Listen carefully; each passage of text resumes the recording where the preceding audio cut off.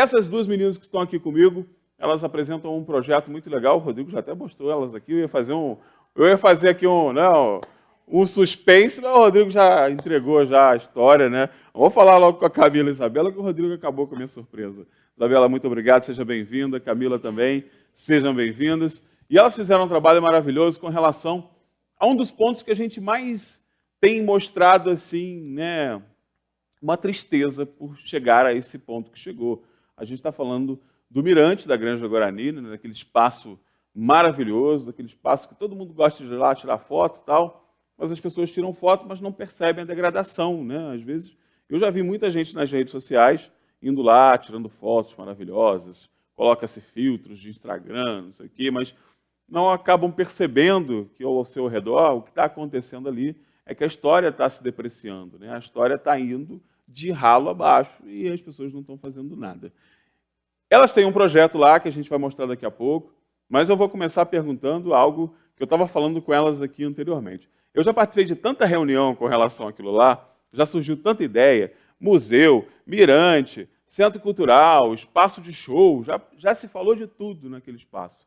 O que vocês, né, como profissionais da área da arquitetura, né, e de design de interiores, entenderam como potencialidade naquele local e o que vocês acham que pode efetivamente ser aquele espaço público? Qual é a ideia de vocês para aquilo lá? Bom dia. Bom dia. Camila vai começar. Vou começar e você vai me interrompendo qualquer coisa. Na verdade, tudo começou com a proposta quando a gente participou da exposição de arte e arquitetura pela ProArte. Que a ideia, na realidade, além de apresentar o nosso trabalho, do nosso escritório, do nosso estúdio, era também desenvolver um pouco o olhar do teresopolitano sobre a arquitetura da cidade. Legal. E aí a Isabela, como veio bem da parte de restauro, arquitetura, a gente tentou tirar um pouco só o nosso trabalho e valorizar o que a cidade tem de arquitetura e mudar um pouco esse olhar. Então, a gente, por causa até do prazo não muito extenso, a gente quis eleger um ponto da cidade que o teresopolitano amasse, que é o Mirante, que todo mundo tira foto, grávida, noiva, namorado, e posta na rede social. E, através dessa comoção, tentar instigar o teresopolitano a querer valorizar, a cobrar, né, da prefeitura intervenções, ajudar, monitorar, cuidar, fazer parte e amar a arquitetura da cidade, porque a gente cuida do que a gente admira e a gente admira o que a gente conhece. Então, se a gente não conhece a história da nossa cidade, como é que a gente vai demonstrar amor e cuidado por isso, né? O plano inicial da exposição, quando a gente decidiu que não ia focar apenas nos nossos projetos, foi fazer um mapeamento desse arquitetura, urbanismo, paisagismo, enfim, de relevância na cidade. Então, a gente até construiu um mapa e a gente percebeu que, num trecho muito pequeno, que é do Soberbo até o final da reta, a gente até entrou em umas 5 ou 6 localidades do interior, porque não deu para mapear tudo, mas a gente conseguiu achar um número de média 40 exemplares de potencialidade para ser analisado, estudado, admirado. Então, você vê que Teresópolis é uma cidade que não é reconhecida por esse valor cultural, arquitetônico, mas que ele tem. Está degradado, está escondido, mas é existente. Então, quando a gente viu que só na reta a gente tinha tanto edifício, tanta praça elaborada para ser estudada, a gente acabou elegendo um que já está no coração para ter do teresopolitano um sentimento de pertencimento à cidade, ou seja, aquele edifício ele é histórico e eu conheço ele, eu vivencio ele todo dia. Pois é, você falou de uma coisa, Isabela, que eu estou sempre chamando a atenção aqui, eu acho que é um grave erro do teresopolitano. A gente vai a Petrópolis, a gente vê claramente que a arquitetura de Petrópolis é um dos seus principais pontos atrativos. Mas, lá em Petrópolis, há uma preocupação nesse sentido. Ninguém lá esconde os prédios históricos, como acontece em Teresópolis, né? Aqui em Teresópolis a gente tem fachadas históricas que estão com um tapume na frente que você não vai poder mais ver, porque ela tá tapada, né? Não tem uma política pública de valorização do patrimônio arquitetônico, né? Mas não quer dizer que a gente não tenha. A gente não tem a valorização desse patrimônio. E aí, eu gosto sempre de mexer na ferida, né? Porque muitas vezes o teresopolitano ele passa na rua, ele olha, mas ele não vê, né? Ele está vendo aquele prédio ali, ele sabe que é um prédio histórico, às vezes ele até já ouviu falar que tem uma história bacana, mas ele não se atenta a isso, ele prefere se atentar a outras coisas. É difícil mudar essa mentalidade, assim, Isabela? Você que tem uma experiência bacana com essa parte de restauro, com a história, né? É difícil mudar isso do cidadão, porque efetivamente não vai ser uma mudança que vai vir de cima para baixo, né? Essa mudança tem que acontecer daqui, da sociedade. Ela precisa se sentir incomodada com esse desrespeito à história e propor essas mudanças ao poder público. Se esperar o poder público, gente, não vai sair nada, não vai. É difícil mudar? Eu acho que é que uma questão cultural. Cultural. A gente estava totalmente. até discutindo na época que fez o projeto e agora apresentando ele, que em tudo no mundo é questão de educação. E educação patrimonial, eu posso ter feito estudado isso na faculdade, peguei isso para a minha vida, mas educação patrimonial é algo que tem que ser discutido na escola. Na escola. Por quê? Perfeitamente. Porque a criança ela tem que entender e tem que admirar a cidade onde ela vive, para poder respeitar ela. Verdade. Então, você vê até em comunidades mais pobres, dentro daquele âmbito deles, eles respeitam da forma que eles podem o local que eles vivem. Por quê? Porque eles conhecem, porque é o local que eles conviveram. Então, no momento em que, desde criança, ela tem acesso a essa história e entende onde ela está inserida, por exemplo, aqui na cidade a gente tem escolas, literalmente, que são prédios antigos. Por que não essa criança entender, nossa, eu estudo num edifício eclético que foi construído por não sei quem. Nossa, eu estudo num colégio que foi um projeto de Oscar Niemeyer. Quem foi Oscar Niemeyer? Então, eu acho que tudo gera através da educação patrimonial. Precisa ter esse entendimento desde pequeno. Então, é mais uma questão de modificação da cultura, mesmo da família, da cidade, das escolas. Acho que se todo mundo começar a ver com outro olhar, começa a cuidar. Porque fazer a manutenção é muito mais barato do que você toda hora ficar reconstruindo. E aí a gente tem um problema sério aqui, né? Petrópolis, fazendo uma comparação com Petrópolis, porque está aqui do lado e que é um exemplo realmente de patrimônio arquitetônico, todo mundo sabe disso. Os prédios, né, públicos lá de Petrópolis são os seus atrativos, né? Lá, se você, né, apresentar um projeto de modernização, por exemplo, uma fachada daquelas, você vai ser escorraçado da cidade pelos próprios cidadãos, né? Eles vão brigar contigo, vai ter uma mobilização. Aqui em Teresópolis, se você derrubar, por exemplo, um prédio do Higino da Silveira para construir uma mega escola lá, a população vai bater palma. Infelizmente, gente, isso a gente tem que mudar, porque a gente perde a nossa capacidade de valorizar o belo. A gente não está falando só de elementos históricos da arquitetura, a gente está falando de elementos históricos, mas também elementos belos, né, de beleza, de cultuar o que é belo. A gente tem que parar de cultuar o que é feio, esses prédios tudo espelhados, sabe? Essas fachadas que a gente não sabe o que tem ali atrás. A gente tem que parar com isso, porque senão a gente vai acabar vivendo numa cidade que é uma mistura. A cidade não tem característica, né? É uma mistura de Baixada Fluminense com cidade de interior, com um prédio moderno e do lado um prédio histórico. É preciso ter um pensamento, né? E aí, eu vou mais um desafio para as meninas. Isso perpassa diretamente pela administração pública, não tem jeito, né? Essa coisa do projeto de uma cidade, ela está na questão das leis de zoneamento, ela está na fiscalização de posturas. A gente falha muito nesse sentido, não tem fiscalização? Como é que vocês veem isso na cidade? Eu acho que a questão é fiscalização também, mas é uma questão, como a gente falou, de educação um pouco. Uma cidade muito grande. A gente veio do Rio de Janeiro, onde não existe como você ter controle sobre todos os pontos. Então, eu acho que se todo mundo fizer a sua parte, sim, a prefeitura, mas o cidadão não destruir, não roubar, não pichar. Se ele começar a valorizar aquilo que você falou, poxa, eu tenho uma lojinha que é num edifício que visivelmente tem uma carinha mais antiga, eu posso botar minha fachada, mas tentar até mesmo ir na prefeitura e procurar saber como é que eu posso fazer essa intervenção, já ajuda.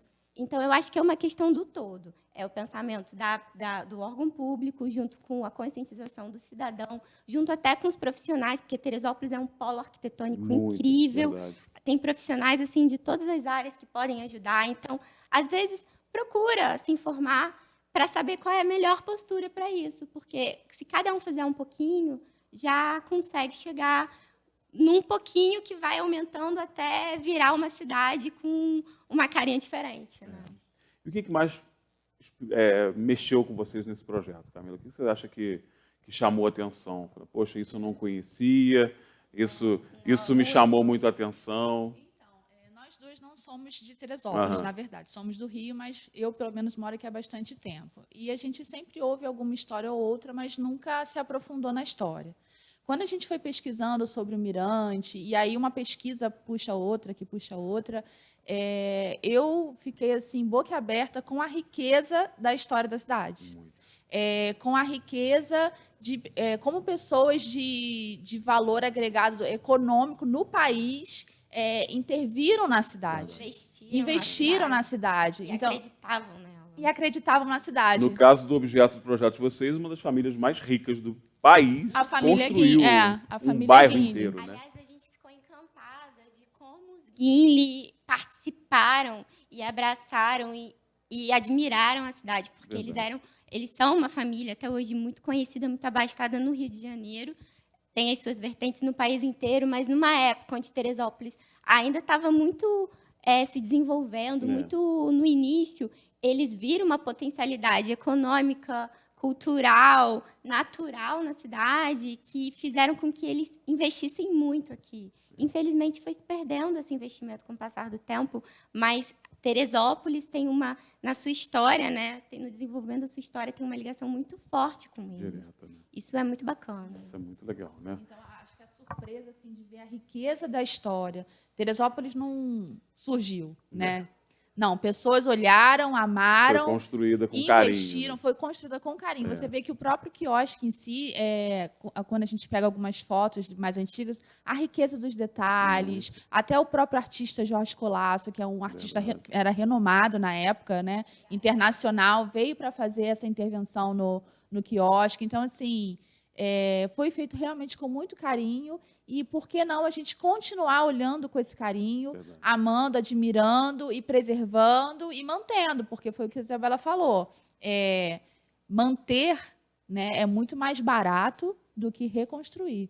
Então, acho que a surpresa realmente foi entrar na história de Teresópolis e ver que Teresópolis tem história e bonita. Saber como ela é rica, né? Isso. Agora, vamos mostrar um pouco do projeto também. Tem um vídeo muito bacana que as meninas fizeram, né? Foram apresentados, tá aí, né?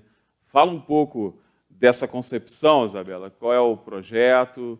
Como é que surgiu essa ideia? Que é belíssima, né? Lindíssima. Então, quando a gente estava querendo focar no Mirante, uma das leis básicas do estudioso, do restauro, do patrimônio, é que em espaços assim degradados, se não há uso, não há conservação. Não tem como, né? A Se gente não está sendo usado, vai fazer o quê? Exatamente. Então, o que acontece? Nossa primeira diretriz foi a consolidação da ruína. O teresopolitano gosta do espaço já em estado de arruinamento e Ou ele seja, faz parte da evolução. Não tem que ficar inventando a roda, né? Já está lá. Já está lá. Mas o teresopolitano, ele gosta desse espaço, desse estado de deteriorização, de arruinamento do equipamento urbano. Foi até uma discussão durante a exposição de que tem gente que quer que reconstrua do jeito que ele era, tem gente que não, mas o importante é a gente consolidar, restaurar, enfim, conseguir resguardar o existente. A gente propôs um equipamento próximo, dentro do limite do terreno, que seria um espaço para a região. Percebemos que em Teresópolis não existe um museu, não existe um centro cultural fixo que conte essa história. Então, a nossa proposta era fazer um espaço para Teresópolis que possa ser usado pela comunidade da Granja Guarani, que já é uma comunidade que está num local riquíssimo, mas que também está passando por um processo de deteriorização. Sim. Então, o museu, a gente deu o nome de Museu da Granja Guarani, mas ele é um espaço para a cidade, para todos. E a gente utilizou de elementos arquitetônicos que tinham como proposta a valorização já do mirante Legal. existente. Aí dentro daqui. E ali é um passo, né, gente? Ali tem várias estruturas mexidas. Ali tem uma parte mais baixa que tem lá um trono, tem um monte de coisa bacana em volta, né? É um elemento cultural muito bacana, né? E a ideia das meninas é sensacional, ou seja, não precisa mexer com a ruína, né? Você vai continuar tirando sua foto lá na ruína, né? Que é o que o povo adora, mas tendo o equipamento no entorno. Eu falei aqui, né, no começo da entrevista que eu já participei de várias reuniões e nada dá em lugar nenhum. Talvez seja porque nós tivéssemos projetos frágeis, né? Projetos com propostas que porque não pensaram, por exemplo, uma questão básica. O que o Teresopolitano quer daquele espaço, né? Acho que é a primeira vez que eu estou ouvindo alguém que disse, olha, eu vi que o Teresopolitano não quer que restaure, que quer lá a ruína. Isso já é um passo importante. Talvez tivéssemos parado, né, nessa questão de projetos anteriores, porque ninguém nunca pensou no que o Teresopolitano deseja daquele espaço. Que talvez seja algo mais primário de se pensar. Os meninos começaram a partir do que o Teresopolitano quer, né? Talvez essa tivesse sido a falha, né, dos antecessores. Na realidade, a gente percebeu até a veia a linha de restauro da Isabela propõe um pouco disso. Não reconstruir, mas quando você olha para o mirante daquele jeito, ele reformulado, ele limpo, né, com pequenas intervenções apenas para consolidar, aquilo ali também mostra um pouco do que aconteceu, a história daquilo. Durante um tempo foi construído, mas durante um tempo foi abandonado, mas ele está ali hoje sendo visto, sendo admirado e sendo usufruído pelo público, né? Tá vendo, gente? Espero que você tenha gostado, né? Aliás, se quiser conhecer um pouco mais do trabalho das meninas, tem as redes sociais também, né? É a casa.arcdesign, está no Instagram, no Facebook. Estamos montando uma página no YouTube. É Casa Arc, casa com Z, e o Arc, né, de abreviatura de arquitetura, né? Casa Arc, pode procurar lá. A gente sempre fala que o nosso slogan é compartilhar as boas ideias. Então, Legal. A gente gosta de discutir mesmo. Que bom. Esse é o nosso propósito, espalhar um pouco de arte e cultura pela cidade, pelo mundo, para quem quiser conhecer. E o projeto ficou maravilhoso mesmo, sugiro a todos que conheçam um pouco, porque realmente é muito bacana. Principalmente as nossas autoridades públicas, né? O pessoal que está aí, né, vai dar uma olhada lá que vocês vão ver o que é pensar a cidade com mais propriedade. Camila, obrigado pela sua participação, Isabela também, muito obrigado, um grande prazer receber vocês e parabéns pelo trabalho, tá?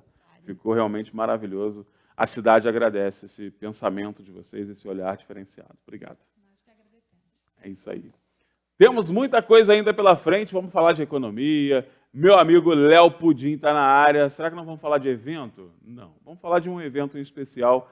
Está começando aí já a campanha do agasalho da Aviação Deus de Deus. Você vai ter a oportunidade de participar mais uma vez.